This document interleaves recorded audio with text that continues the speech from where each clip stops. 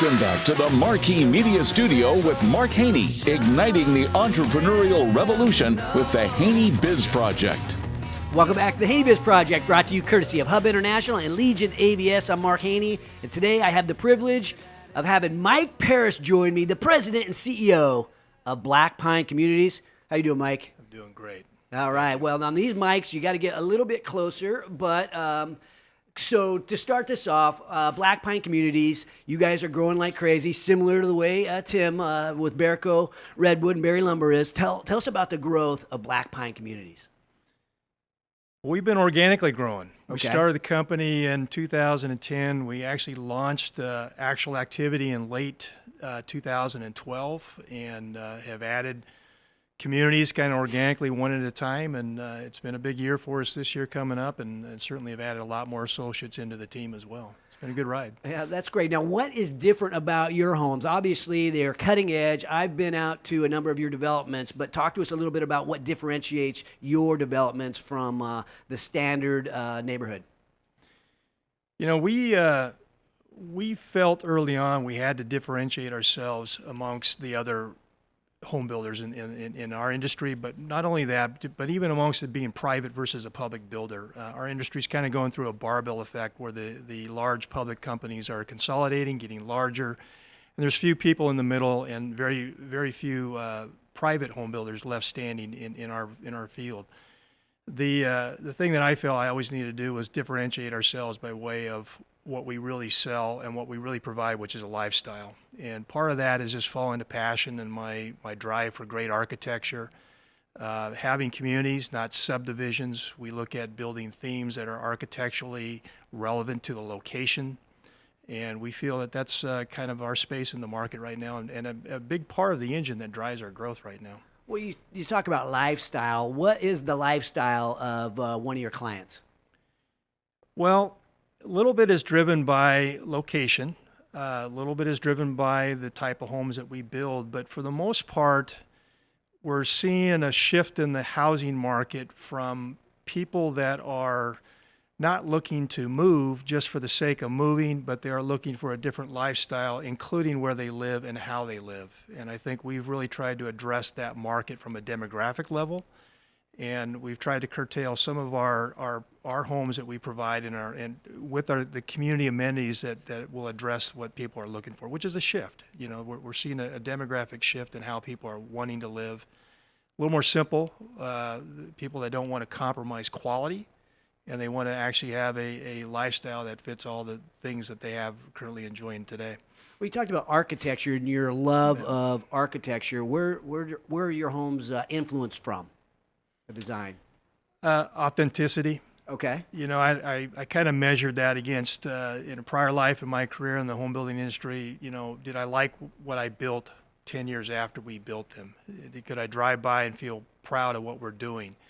And I think part of it was just trying to look at being authentic and my passion toward building things that are creative, that are in some ways identified with what we do as a company. So I guess you could attribute that to being a branded home builder, which is difficult to do in our industry.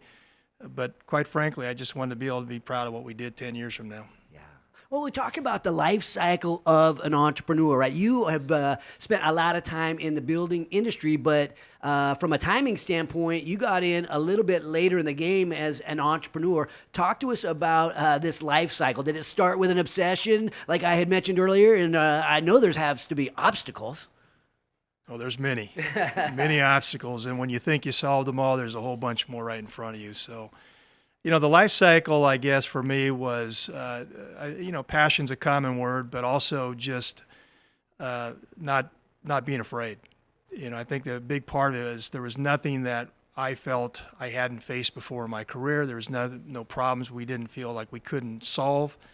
And really was just staying true to what we believed was the vision for the company and our space and our industry, and staying very focused on that. So thinking about obstacles, right? Well, let me back up a little bit. So you start off, it couldn't have been easy. It had to have been a battle in some ways, even though you did have the experience and you do have such knowledge, but you run into these obstacles. Where does the perseverance part of Mike Paris come from? I love what I do, and I think part of it is, it's a little cliche to say it's not work, but I really love what I do. It's very tangible. And, I was in a prior industry out of college where it was not a tangible industry, and it just wore me out. That actually wore me down, and it just wasn't driven, I kind of measure my space today as to the fact that I don't look at the ceiling in the middle of the night as much, and so some of those things that you're always trying to balance in your life, but I truly love what we do, and I love the people we have around us right now as well. Some people say entrepreneurs really shouldn't be focused on life balance. You just have to prioritize. If you want to win, you've got to prioritize. You maybe even have to obsess a little bit. Would you agree? Absolutely. Yeah. You gotta. Winning isn't really the way I measure it, but it's really, you got to be self-driven. You got to be competitive, and you can't accept no, and you have to keep driving through all the adversity that comes at you. And it happens. Our industry's outside, and so we deal with things we can't control all the time, and it's just something we have to deal with every single day. You mentioned vision. What's your vision for Blackpine over the next several years? One is to continually upgrading and always advancing our product offering. The building sciences, are changing. Our building codes are changing. Our requirements are changing. And that's something that we're trying to really spend more time and focus on going forward. Surround ourselves with great people. We couldn't do it without the people. And we're at a point in our maturity as an organization where we're really looking at how many people, associates we need to be the most effective person in our space in the industry right now. So that's really what's driving me right at the moment. Well, there's things like home automation and other technology that go into your homes. Talk to us about how a Blackpine home is more cutting edge.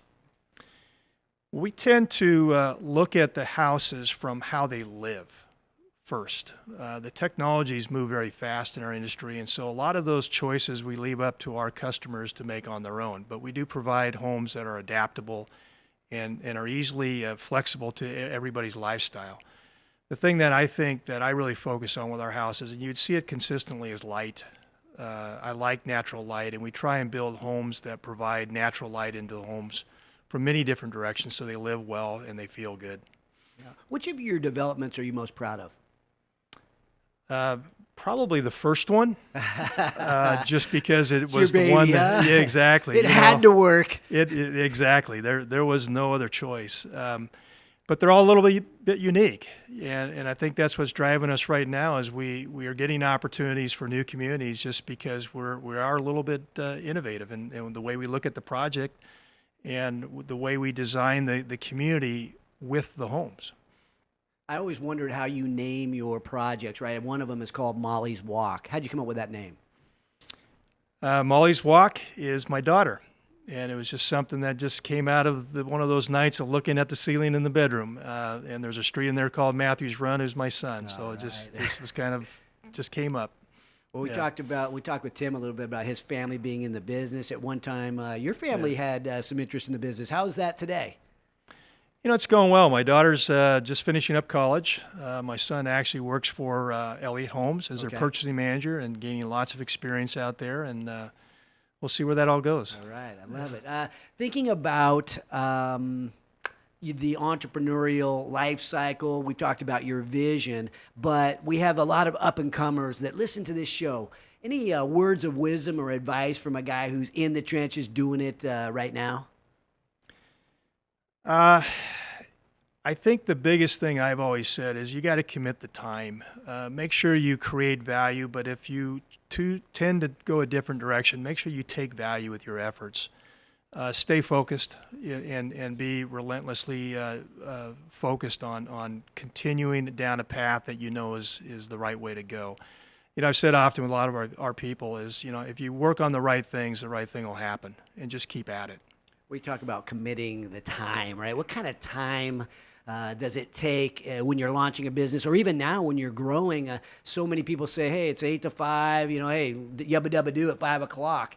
It can't be that way for a guy like Mike Paris. It's about completing tasks. It's about actually producing. It has really nothing to do with the clock. Very cool.